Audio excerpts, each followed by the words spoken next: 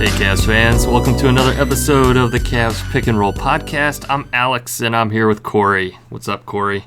Hey, guess what? The Cavs We got a Cavs win streak. Oh man, it feels almost embarrassing to be celebrating the first win streak of the season, but none of us would have guessed it would have taken this long to happen, right? Because we had some easier games on our schedule and it just didn't pan out. So it's a Friday night, Alex.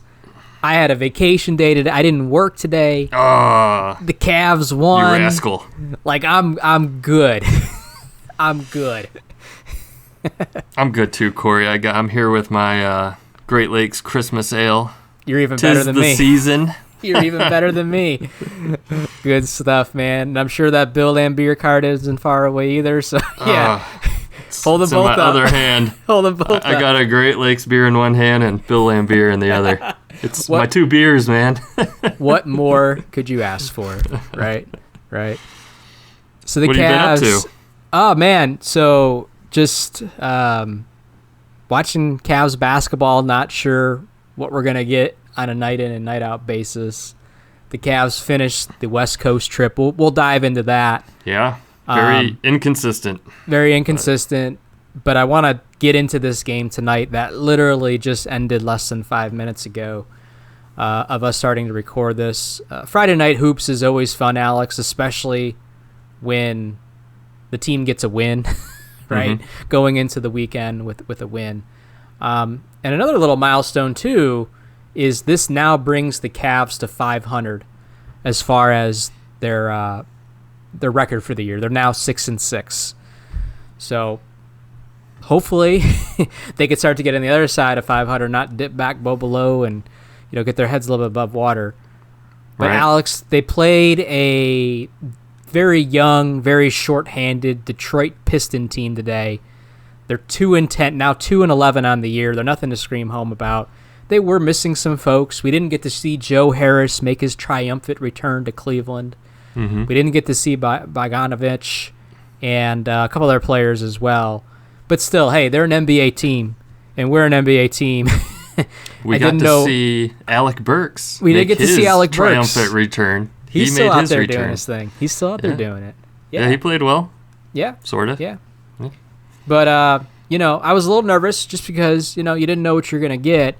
And it was announced probably about 45 minutes before the game that Donovan Mitchell was going to be sitting this one out. But the Cavs did get Darius Garland back for this game. Alex, what did you see during this game, or what stood out to you? Or who stood out to you? Anything specific? What did you like? Man, that Struss dunk, Corey. Man. Oh, man. Struss. Posterized Thompson, right? That was sick. I was telling you before we started to record, I literally stopped watching the game to go grab that clip, make a YouTube short, and post it online literally within 7-8 minutes of that happening. That's dedication. And I texted my buddies that I'm usually on a text chain with when we're watching the game. I'm like, well, I just got my YouTube short for the game. Thanks, Max Struss. That was sick. Yeah. That might be the dunk of the year so far for any Cavs player. I don't know if there's been one better. And then I think right after that happened, Garland hit the transition three, which the Cavs was sweet. Get the ball back. They hit a three. The place is going nuts. The bench is going nuts. Timeout for the Pistons.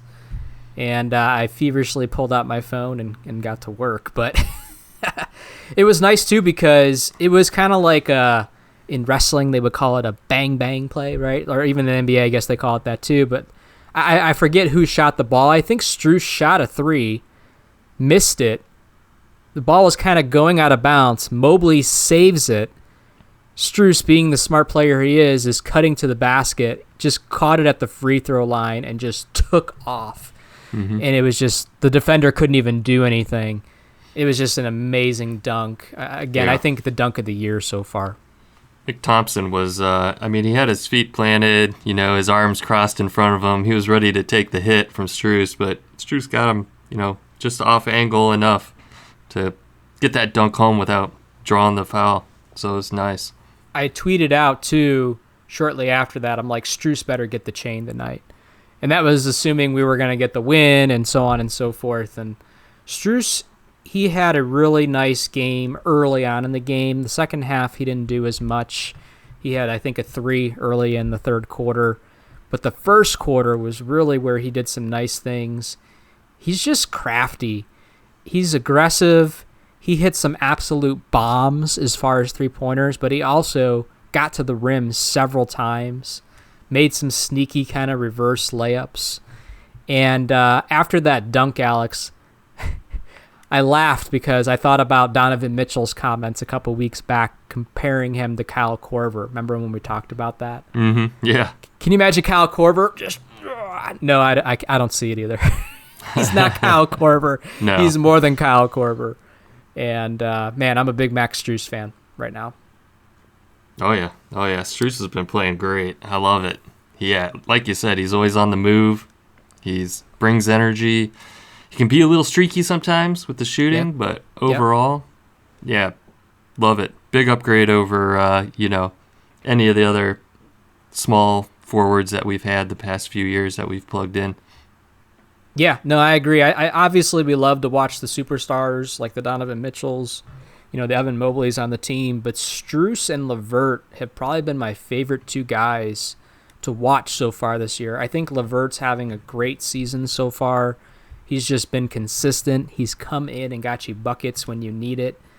And Struss, again, not every game is a knockout of the park, right? He's had a couple bad games. But you just see that he's always out there, like you said, working, he's moving, and when he does get hot, he gets hot, and he just keeps playing. Both of those guys are just really fun and active to watch. And I'm kind of curious, have you heard anything about Isaac Okoro and his I haven't really seen any timeline on him, but Okoro kind of plays like LeVert and Struss as well, and the fact that he's always just going, right? He's not as good as a shooter, but he had some moments early in this year too, and those three guys just running around causing havoc out there. I think it's going to be fun to see Okoro back as well when he returns. Yeah, no, I haven't heard anything about Okoro or Ty, right. They've both been injured. It seems like they kind of went out at about the same time, and they're still both out. Yeah. So it'll be nice when we get either of them back. Yeah, I will say Craig Porter Jr. did a stellar job tonight. I totally won't be surprised if he ends up getting the chain tonight. The Cavs are shorthanded with Donovan Mitchell out. Mitchell usually tries to play that point guard role with Garland out, which he was, Garland was out the game before, which we'll get to. Craig Porter Jr. stepped in tonight, did an amazing job. He was aggressive. Brad Daugherty was loving him on the broadcast. He was just real smart, ran the offense, and got you, I don't know what he finished with, 12, 14 points or something like that in less than 15 minutes. Just a great showing from Porter tonight. Yeah, speaking of Brad Daugherty, what do you think about his color commentary? I think it's great. I do. I think it's funny. I don't know if you heard the segment. Right. I heard there was a segment where they were talking about Larry Nance, Larry Nance Sr., who used to play with Brad back in the day. And obviously Brad's just, jabbing him, giving him a hard time. But Brad went on a 60 or 90 second rant about Larry, and think about that for a second. That's actually a pretty long time. He kept going. He's like, Larry is the reason why we couldn't get over the hump. He couldn't, he's out there trying to take 3-pointers, take shots he shouldn't be. He wouldn't defend. He doesn't pass the ball. You know what I mean? He was just ripping him apart. I was laughing. I was rolling. What do you think? Oh man, I miss Austin Carr. He's my guy. Austin Carr is so great. They're never going to be able to replace Austin Carr. No. I totally agree. But I don't mind when Brad's there. You know what I mean? And Fratello's no longer, on the broadcast team. Fratello was doing stuff for the last year or so. They moved on from him. I didn't even mind him because he has good basketball insight. But I thought Brad was pretty good tonight. He was pretty critical. He did a good job of being critical of both teams, not just being a homer. You know what I mean? And he was praising when the time came to praise, Cavs players that were doing things right. And when they missed a defense assignment or something like that, he was calling them out. He's like, they got to do a better job. That's too easy. Not going to get it done. So, besides like Struss and Porter Jr., anything else from this game that kind of caught your eye? The return of Darius Garland. Yeah, did that do anything for you? Or it's kind of funny because we had Mitchell last game, but no Garland. Garland this game, but no Mitchell. I don't know. It seems like they're having a hard time playing together, and I don't mean just. I don't know what's going on, but it seems like the team struggles when they're both on the court together. I don't know what it is, but that's kind of just something I've been seeing. I don't know, maybe I'm the only one, but Garland did finish with 28 points tonight. He was the team high as far as points for the Cavaliers. Played 34 minutes, only 3 assists. And I kind of wonder though too, Alex, if that was strategic. Right, because the last game was against Portland. It's kind of like Detroit. Like, you should be able to win without Garland. Like, you should have been able to win this game without Mitchell. Yeah. And maybe that was strategic, right? I think it was. Yeah, exactly. So, thought the NBA was going to crack down more on that, but whatever. It's tough. It's tough because it's like we just always expect the Garlands and the Mitchells to go off for 25 plus every night. So when they do that, it's like, give me 40, give me 50, and then I'll give you the chain for the night. You know what I mean? Like, neither one of those guys has got the chain, so far this season. But the Cavs haven't won a lot of games either, so it'll be interesting to see. We'll have to look here in a little bit to see who got it. But hey, I'd rather have Garland in the lineup than not in the lineup, obviously. And Mobley was solid. He had a double-double, 18 points, 10 rebounds. I thought he was fine.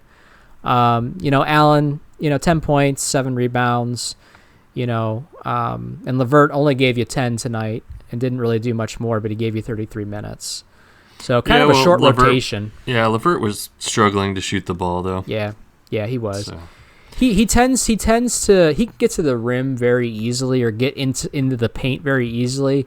But he does tend to take a lot of contested kind of mid-range fader shots, and they just weren't falling for him tonight. And some nights they do fall, right? But they just weren't falling for him tonight. But luckily, Porter Jr. kicking in with 12 points, Niang gave you 9 points, and Struss giving you 18 was enough to overcome, LeVert kind of having an off night. Dean Wade got the start. Didn't get anything going, only finished with 3 points and 1 rebound. That's obviously not going to get it done. So luckily some other players stepped up, Alex. Yeah. I keep hoping to see Dean Wade do more too. Man, several games he's struggled. And, there's a lot of players on this team that we have that are more offensive minded. So sure. I understand that he only gets a few shots, probably only gets a few opportunities a game to take a shot or score the ball. But, you're going 0 for 3, 0 for 1, 1 for 4. It's like you get so few opportunities. You got to maximize those opportunities. You got to make those shots when you get them. He's gonna unfortunately work himself out of the rotation if this level of play keeps up, right? Because he really hasn't. It's kind of been the whole season, to be honest with you. Like he may have had a nice game or two, but it felt like prior to the injury last year, when he did have to step in to play starter minutes or play significant minutes, like he was always solid, right? And he had some big games, and to where it just feels like the end of last year and the beginning of this year so far. He just isn't finding his spots. He isn't hitting his shots. He's not, just playing like we've seen him play in the past so far. So I don't know. It's as JB, tinkers with the roster. At some point, he might swing some minutes to Bates. Yeah, I was just thinking that. I wouldn't mind seeing Bates get a few minutes here and there outside of garbage time, just to see what he can do and see how he fits. He's been lighting it up in the G League. I think just the other, I don't know how many games ago it was. It was a couple days ago, so I don't know how often they play in a calendar week or whatever. But he finished with 27 points, had 7 or 8 rebounds, something like he had a great game. Like he showed out, you know what I mean? So, as you continue, hopefully he's going to continue to play like that, develop like that. At some point, Bates is going to get a chance to play somewhat in the rotation, kind of like what Craig Porter Jr. is right now. And if I'm Dean Wade, I don't want myself to be the reason why Bates gets in, right? From a fan base, sure, we want to all see Bates. But if I'm Dean Wade, you don't want to lose the minutes that you're getting now because you might not get them back. Yeah, exactly. Yeah. So, Cavs beat the Detroit Pistons 108-100. There were some moments during the game where Detroit got back into it. It's the NBA. It's a long game. Teams go on runs. Luckily, the Cavs were able to keep them at bay. And, the crowd was in it tonight. They came back from one of the commercial breaks. They're all waving, like, the rally towels, and it felt like it was freaking 2008 or something again, 2007, when they used to do all the rally towels all the time. So it was just a good win, yes, against a piss-poor team, but, man, the Cavs needed that, and they needed that win streak. Yeah, coming off the win over the Portland Trail Blazers from a couple days ago. Yep. Feels good to get 2 in a row. They played really well in that game also. That was the game where with Mitchell and without Garland. Mitchell had 34 points. Struss had 14. Mobley with 21. Allen with 11, so a good spread of point distribution. LeVert played a good amount of point guard in that game and had 17 points. Played really well, I thought. LeVert always seems to be a pretty good plug-in for point guard. He's a good ball handler, spreads it around, doesn't usually get very many turnovers.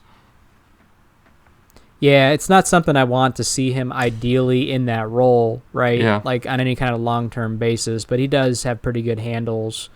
And, against a team like Portland, you could pull that off. And Portland's not a great team, right? They're going through a rebuilding process.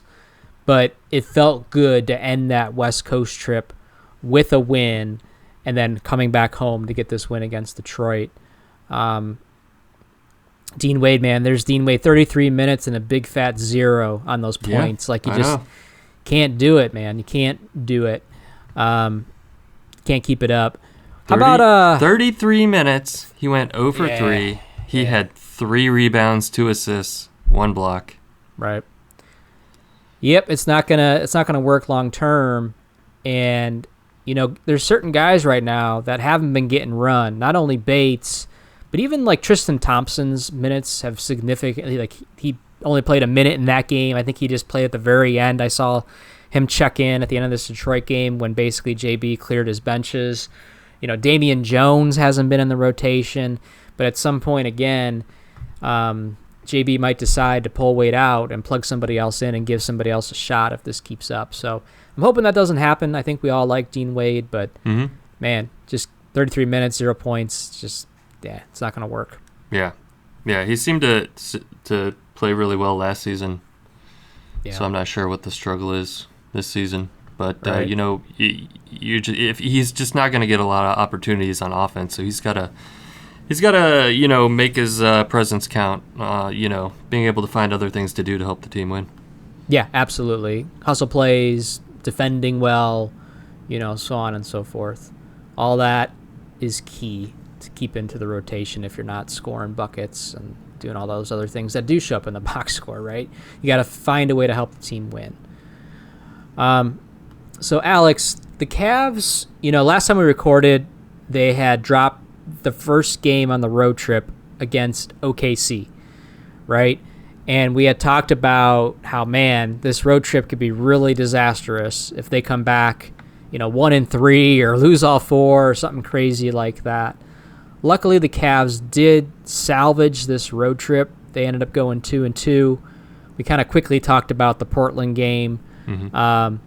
But what's funny to me about this is last Saturday, they go into Golden State, who is looking to get some sort of revenge for losing in Cleveland just a couple days prior, and they go in there and beat them, Alex. Yeah, I thought for sure they were going to take us apart. I was debating if it was worth my time to put the game on. It's Saturday night. Yeah. Not that I'm doing anything, but still, it's like, oh, this is going to be cringeworthy, right? I'm going to flip it on. I'm going to see we're down by 15 by halftime and be like, okay, I'm good. But the Cavs went in there, and they looked solid. Like, you got a glimpse again of what this team could be, and they get the win on the road against, a quality team that we're very familiar with in the Golden State Warriors. Yeah, the Warriors only have 4 losses, and 2 of them are from us. That's crazy. That's sweet. And remember last time, too, we talked, Alex, about that stat that the Cavs haven't, before beating them the first game of the season, it had been since 2016 since the Cavs have beat the Warriors in a regular season game. I still almost don't even believe that. And we go from not beating them basically for, better half of almost a decade to beating them twice within the first, 12 games of the season and sweep the season series. Yeah, and, this is the game that we really took it to Draymond Green, right? Yeah, we were buddy. like, it was exciting. It was awesome. It was fun, and it was even more fun when after the game there were some reports that came out that the Cavs kind of knew what they were doing. They were trying to bait him because Mitchell basically kind of just bumped Draymond, like ran into him a little bit there, and supposedly Tristan Thompson and Mitchell knew that they wanted to bait him because they knew he would fall for the trap, and sure enough, he did. Ends up getting ejected from this game. And, those guys aren't as young and what they all used to be, but he's still an X factor for that team. And, the Cavs not only got the victory, but they got the better of Draymond. I think we all knew what they were doing. Yeah. Draymond's got a short fuse, and they just kept pestering him, bodying him up. Yep. Yeah, it was only a matter of time. Did you see, I forget who it was against now, some West Coast team. It was the game right after that. Was it the game right after? Yeah, he got suspended. Yeah. Yep. Yeah. Yeah, he's out for like 5 games or something like that. And the NBA said it's because of his prior, track record, basically. Somebody like if I don't know, if Jared Allen did that, what Draymond did in that game after the Cavs, he'd probably be suspended maybe a game or something like that. If he even got suspended, maybe it would just be a flagrant 2 and he's out of the game or something like that. But with Draymond's history, they're like, nope, we're giving you 5 games, and that's just freaking glorious. Draymond was going after that official, though. In his face, like... Yep. Yeah. Yep. Being all tough guy, right? Yeah. So you beat them twice, and you get under Draymond's skin. What more can you want from that scenario? Right. I think isn't there a clip of Jared Allen kicking Draymond in the nuts? Oh yeah, that was from the Was that from the first? That was from the first. Matchup? That was from the first game. Yeah. But that's so far. I think Karma. that's been the highlight of the season so far, is beating the Warriors in 2 games in the fashion that they did, and then the Jared Allen kick and the Draymond, getting kicked out of the game, on top of it. Like somebody, that gives me an idea. We need to put like a compilation video together of those moments. The suspension was for, he put somebody in a chokehold. I can't remember who it was. Oh, Rudy Gobert. Rudy Gobert. Yeah. Rudy Gobert, yeah. Came up behind him, put him in a rear naked choke, and just started dragging him to the ground. He kept him in that chokehold for a solid 10 seconds, which again doesn't sound like a lot, but that's an eternity, especially when you're watching the reels that have all gone viral now, and they're in slow motion, of course. But man, he did not let go, and Gobert did not, he put his hands up, like he didn't try to wrestle him down or anything like that, and he dragged him pretty far. Pretty crazy. Yeah, I was just going to say that Gobert just kind of went with it, had his hands up like somebody is everybody seeing this? Yep. So the Cavs, they lose to OKC. They beat the Warriors. They lose to Sacramento. Now, Sacramento, for the last couple of years now is a much better team than what, like, basically up until, 2 years ago. They haven't been a good team since Vlade Divac and Jason Williams and Chris Webber were all there. Like, they've been a horrible team for a very, very long time, right? So I was a little nervous about that game. And the Cavs, they go in there and they give up 132 points on the road. Just not going to get it done. They got to say hi to Mike Brown, I guess, if that's something to brag about. But the Cavs, they dropped this game against the Sacramento Kings, who have some nice pieces. You got to remember, Sabonis is out there now. Keegan Murray is a nice player. Like, they have some young, nice players. And even our old pal Alex Javale McGee's out there in Sacramento. I liked McGee when he was here. I think you did too. I liked McGee too. Yeah, he was solid when he was here. I was disappointed. I always thought he was a lot older than he was. He looks super old. I don't know what it is. I know. But he looks like he retired and came back to the NBA. Right. Yeah, I liked his time here, and glad to see that he's still in the NBA. He probably doesn't have much time left. He'll probably only, another year or two, and I wouldn't be surprised if he's out of the league. But it's good to see he's still. He is 35, kicking. So he is kind of up there in NBA age, I guess. But yeah. Speaking of age, real quick, I forgot to mention this when we were talking about the Detroit game. So right before the game, kind of right before tip off, they panned over to the Detroit bench, and Jarrett Jack was sitting on the bench, former Cavalier. Whoa. During the dark ages. This is like Whoa. This is like after LeBron left the first time. Jarrett Jack, Cavaliers. I think he was only with us for like a year. But dude, he has not aged. He looks exactly the same. Like, Tristan Thompson didn't age either. But Jarrett Jack is, out of the NBA. He's a little bit older. He looks exactly the same as when he played. So that was kind of funny, and I meant to bring that up earlier. So, which game? Tonight against Detroit. He's an assistant coach. He's an assistant coach for Detroit. They were talking about Monte Williams because this is his first year with Detroit as the coach, and they were panned on Monte, but when he was sitting down, you could see Jack in the frame sitting next to him. So I don't know if he's like the lead assistant coach. I don't know what he is, but that's good. I'm sure he's probably been in the league for a while coaching. But it's always good to see former Cavalier players, right? So. Oh yeah, that's cool. Yeah, definitely. So the other thing I wanted to call out, there was a couple quotes that happened in the last week or so that kind of stuck out to me too. I forget what game it was that they lost. It might have been the Sacramento game.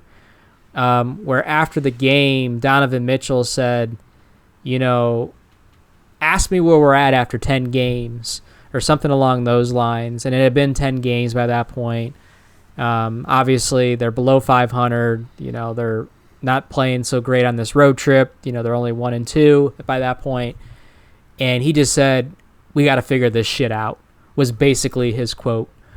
So I thought that was pretty telling of kind of just the mood, because there were reports, Alex, I don't know if you saw this, that after the game, that Sacramento game, the locker room was very quiet, very somber, wasn't a lot of action going on, and then Donovan Mitchell makes that comment after the game. So I'm like, oh boy, here we go. Right? Oh, that can't be good, right? Right. And then to follow that up, they play Portland the next game.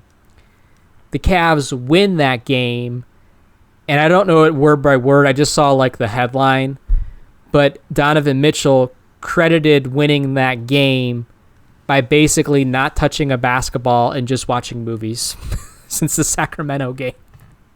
What? So yeah.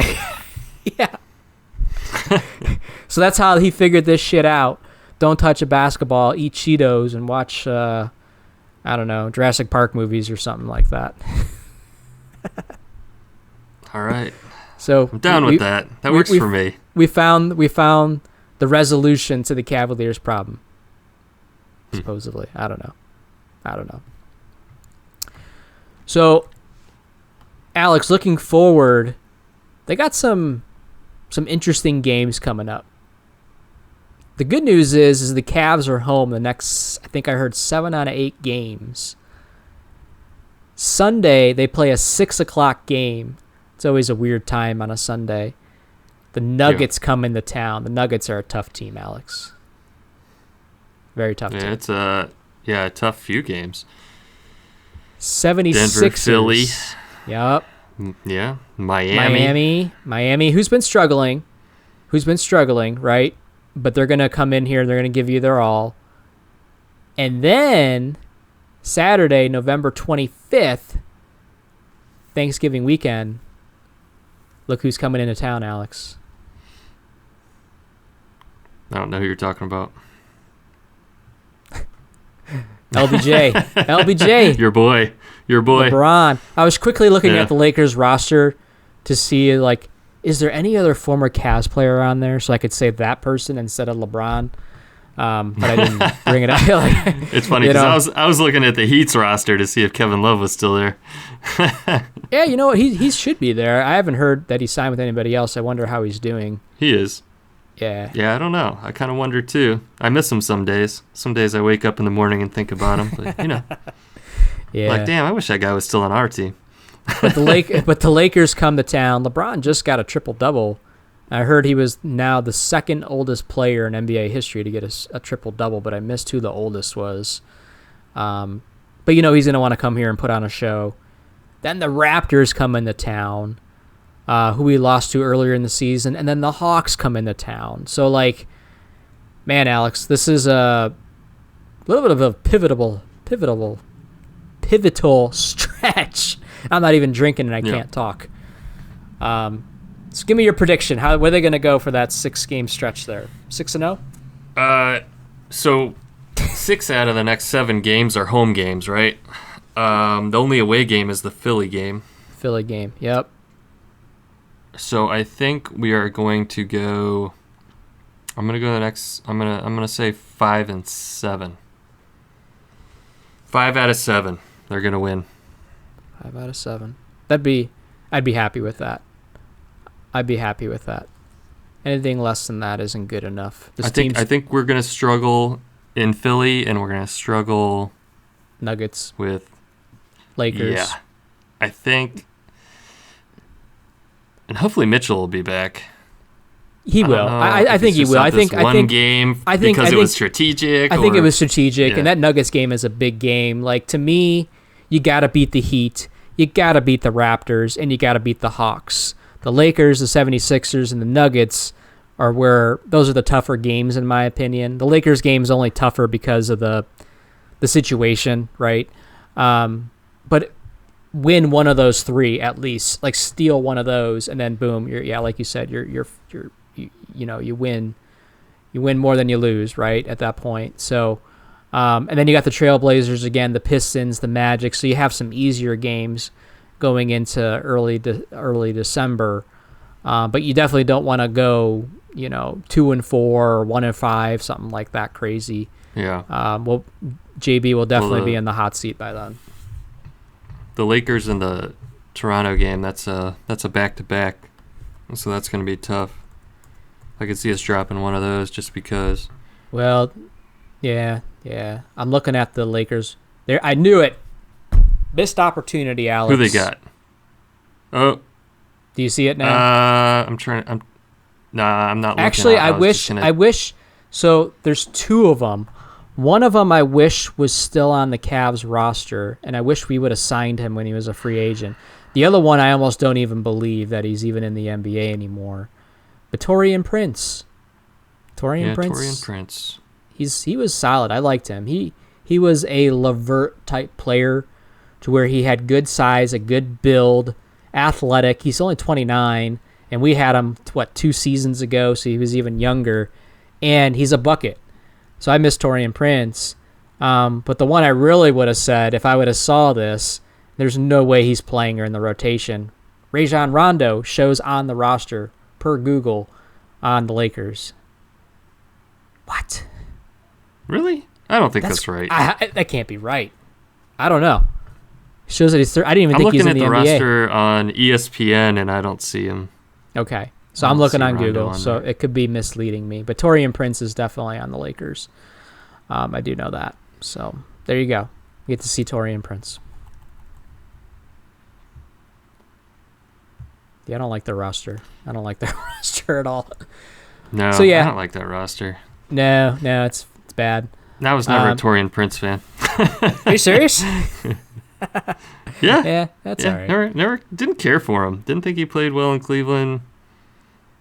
Interesting. Didn't he come from Detroit? I'm going to have to look up his stats. Picture him. I think he came from Timberwolves, if I remember correctly. I don't remember. Maybe Detroit. I'm going to have to look up his Cavs stats and send it to you before you go to bed tonight so you can stew over that. Yeah, I can't remember. I keep picturing him either in a Detroit uniform or a Raptors uniform, and either one, I think that's probably why I didn't care for him. I think he went to Timberwolves after the Cavs is what happened. Yeah. I think he was with the Hawks. Interesting. Yeah. Yeah. So the Cavs right now, Alex, they're at 500 ball, right? They got some wins. I guess we can even call it a little bit momentum. What are they going to do with it, right? This is a very good test coming up for the team, and I'm interested to see what they could do. Can they steal some wins against some of these powerhouse teams, and start to look more like the team that we know they can be, right? Yeah, I mean, we should be a powerhouse team, Corey. I know that. 50-plus wins last season. Let's bring it, guys. Man. I almost want to should be fearing us, not us worrying about these powerhouse teams. We are a powerhouse team. Right. Just got to figure it out. Yep.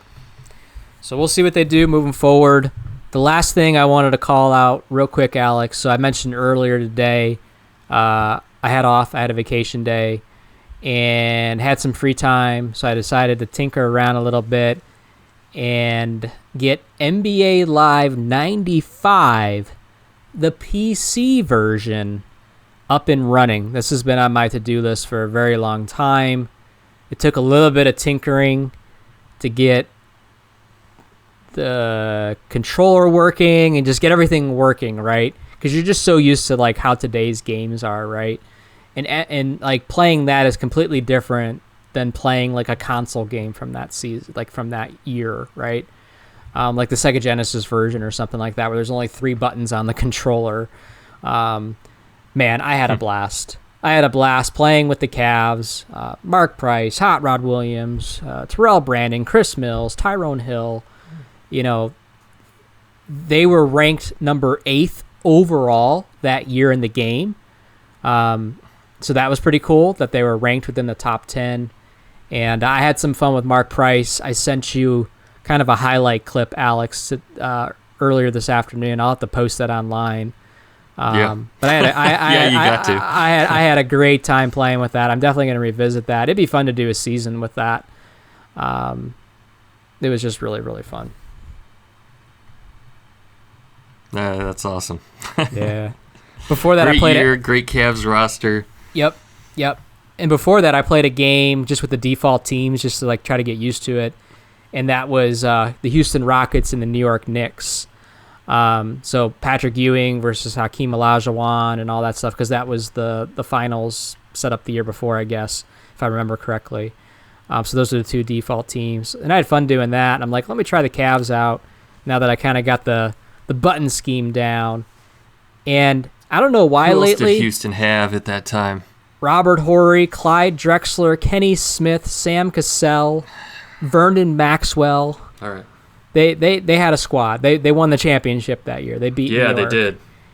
And what's funny is lately I've been on a kick when I'm playing basketball video games and I'm using the Cavs. I've been playing against the Knicks. And it was fun beating up on the Knicks, kind of like I did a couple weeks ago with Tecmo NBA basketball for the NES that we talked about. But it was a close game, I will say that. But Mark Price lit it up. Player of the game. It was fun. Nice. I'm definitely going to fire that up again this weekend. we got to figure out a way. Have player intros at the beginning of the game? They don't have player intros, but what they have is they show the starting lineup, but they show really nice quality, large pictures of each player. Okay? It's not like a pixelated version or like the sprite version that's actually in the game. Like you see like a portrait of them in color. And another thing too that I really like about it is I was digging around with just like before you go into a game, you could just go into the teams. You could bring up player profiles for every single player. If once you go into a team, it gives you a little bit of history about that team, like a 2-paragraph write-up, like a little blog about them. And it does a really good job of keeping like stats and stuff like that. So I could see it very fun doing like a season, having all those stats tracked and everything like that. And 3-minute quarters, you zip through those games in under 15 minutes, but you still score 50, 60 points. So it's enough, right? You don't got to play a 12-minute game to have 12-minute quarters to have fun with it. So highly recommend it if you grew up at the time and you remember NBA Live 95 and even the PC version.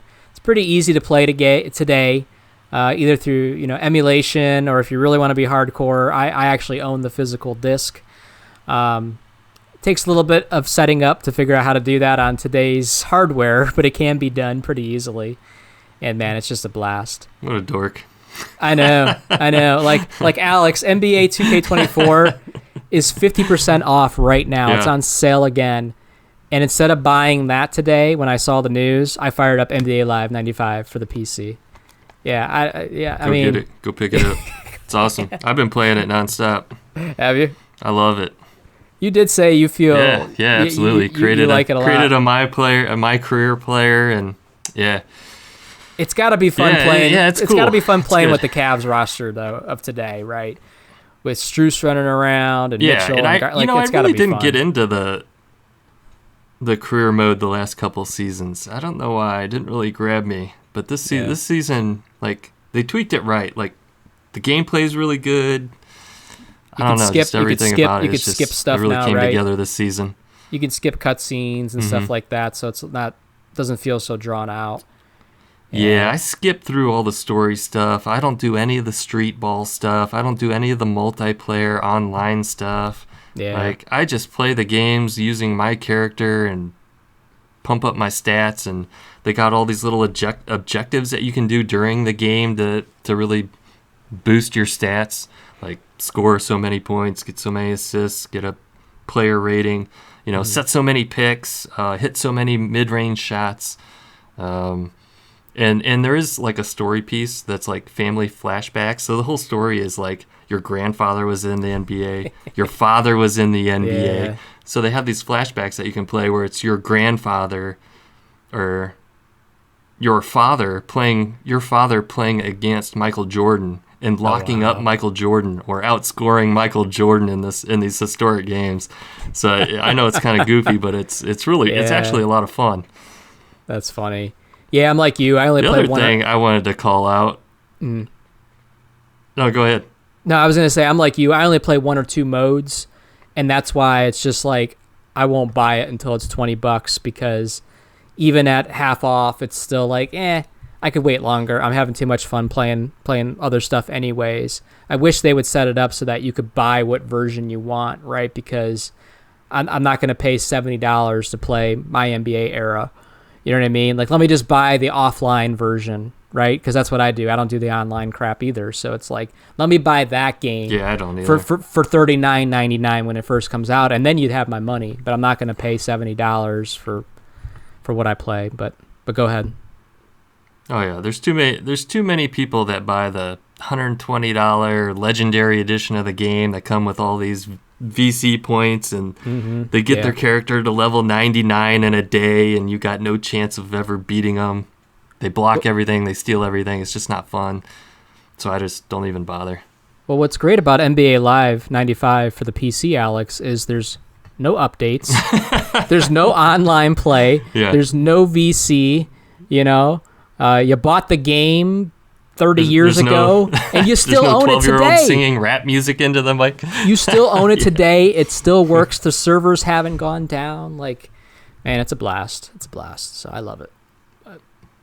Yeah. Yeah. So good the other stuff, thing Alex. I was going to call out is, I was actually at Rocket Mortgage Fieldhouse a couple times these past couple weeks. I went to some Cleveland Monsters games. Oh, yeah. Yeah.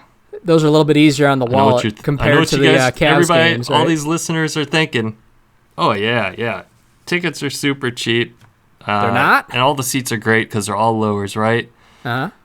They close off the upper Right. area, and so all the seats are down low. Tickets are cheap. Parking's $10 to park in the garage that's attached to the Rocket Mortgage Fieldhouse. Yeah, like all the beers, nachos, all that stuff is cheaper. Everything's just cheaper, and it's just a blast. It's a great time. That's awesome. I know what all our listeners are thinking. Oh, it's hockey. I don't, who cares? But it's so much excitement. It's so much fun. When they score a goal and the horn goes off, it's great.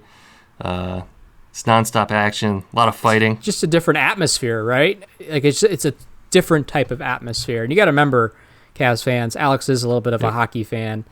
When he travels abroad for work, like when you went to Canada, you 2 years in a row you went to a hockey game. Like that was during the playoffs too. So Alex doesn't mind the hockey, so it totally makes sense that you got down there. And I think you said you took the family too, so that's a good experience, just something different for you guys to go do. The kids love it. I mean, it's just nonstop action, right? Players smashing into each other, smashing into the walls, and real quick before we wrap up, do your kids know what the Mighty Ducks are? Do they have any idea what the Mighty Ducks? Yeah, we've watched the movies. Oh, okay, all right. So like they have some. Yeah. All right, that's good. That's good. You raised them right, Alex. That's all I'll say. I was actually gonna bring that up, saying, listeners, I know you don't care about hockey, but if like me, you were raised watching the Mighty Ducks movies, it's totally worth it. It's cool. Exactly. All right, let's get out of here, Alex. But they do in arena entertainment and all that for the kids. The 216 sticks where they're drumming, and they do all that kind of thing. There's mascots walking around. Sully, the pelican, and Skip was there. Skip is the old man mascot from. He's the father of some other mascot I can't remember at the moment. But yeah, wow. It's a great time. Crazy. Awesome. Well, let's go ahead and wrap up this episode of the Cavs Pick and Roll podcast. Want to thank you, Cavs fans, as always, for tuning in and listening. And Alex, you want to let them know where they can follow us and connect with us. Follow us on Twitter at Cavs Pick and Roll. Shoot us an email, cavspickandroll@gmail.com. Follow us on Facebook, Instagram, Tumblr. Watch us on YouTube. All right, Cavs fans, there it is. We will talk to you again soon. Peace out, Cavs fans.